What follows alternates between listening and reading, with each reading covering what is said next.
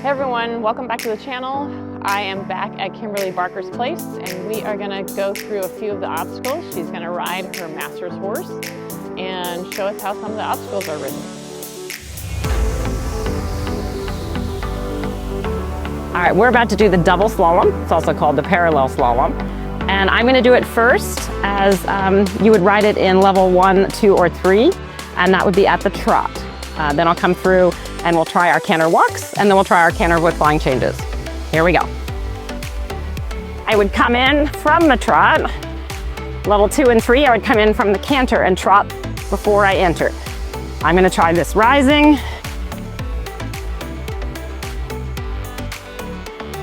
For me, I think the rising is hard, so I'm probably going to come back and try it again sitting. And it's about the bend and the balance, having everything the same size and shape, pretty much the same distance from the poles. All right, we're going to try that again sitting. And I'm going to canter up to it if I was in level 2 or 3.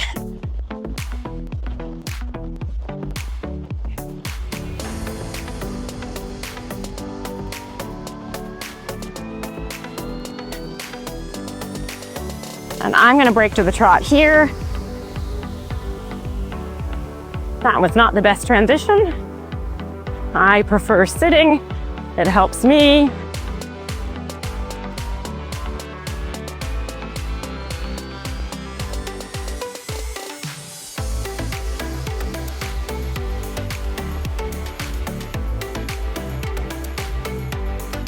Normally this obstacle should have entry and exit markers, which would tell me exactly how to approach it and where I would need to have made my transition. Right now we don't have any markers. I'm going to come in for level 4. He and I haven't really done it at level 4, so we'll see how this goes. Will be a canter to walk. Looks a little bit tight, canter to walk.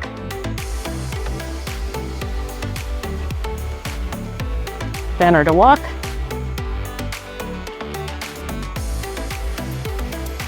Canter to walk. We lost our balance there, you can see that. Wouldn't have been a huge fault, but definitely would have marked me down at least a point because we technically kind of broke gait. Good boy.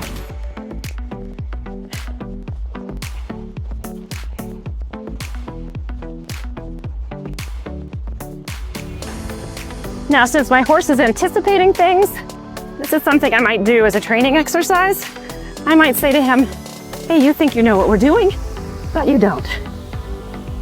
We're gonna do an extra circle. Good boy, to make him think, maybe an extra circle again. Because he really needs to wait for me. This is not his choice. Ooh, good boy. Now we're gonna do an extra circle because he's falling inward. Again, this is not the pattern from the test. This is what I'm now doing to school him, to make him a little bit more cooperative and help him keep his balance. Good boy. So it's important to be a little bit flexible in how you ride the obstacles so your horse doesn't just anticipate and take over.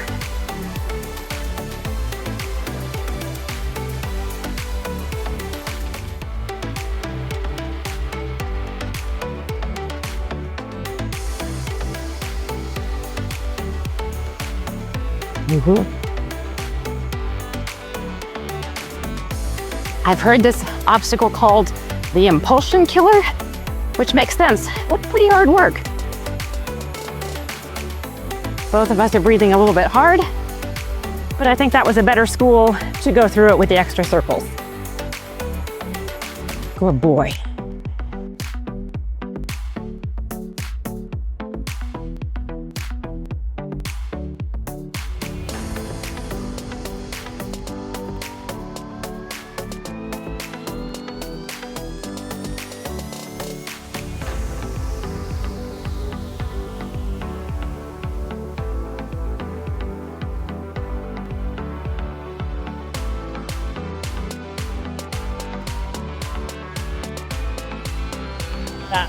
Cantering with flying changes. We weren't perfect in our symmetry, but pretty good. You know, young horse, learning his stuff. Although this horse can do masters, we do a lot of practice two-handed because that's what he needs.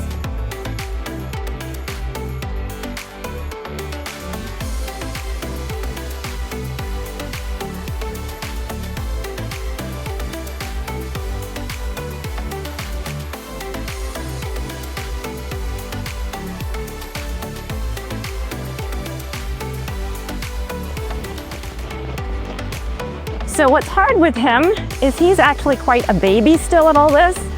So I don't have a ton of, say, adjustability in the slalom. Because at the moment, I think he thinks the drone is going to eat him. So we've lost some of our composure. But that is actually what he has to get used to, is performing in an environment that might be a little bit scary.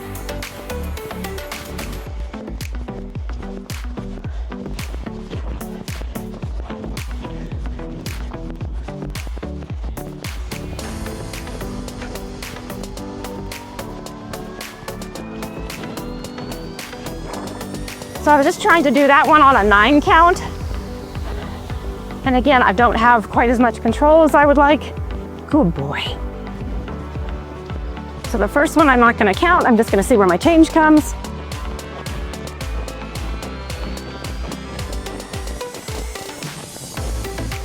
Nine.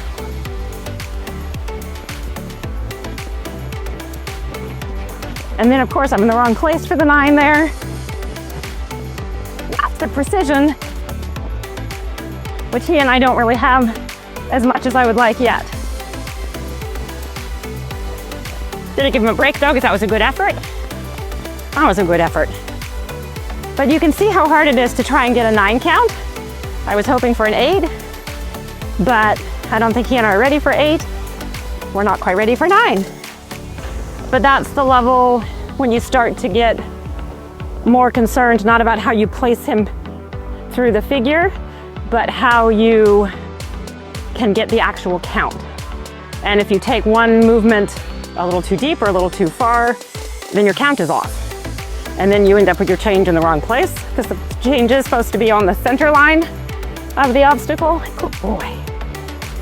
And so even though he and I are having some trouble, you can see that he actually does have lovely quality in all of this. I just don't have the control and the precision that I would like. If you're interested in more of this content, don't forget to like and subscribe. Leave me a comment below if you have any suggestions for other videos.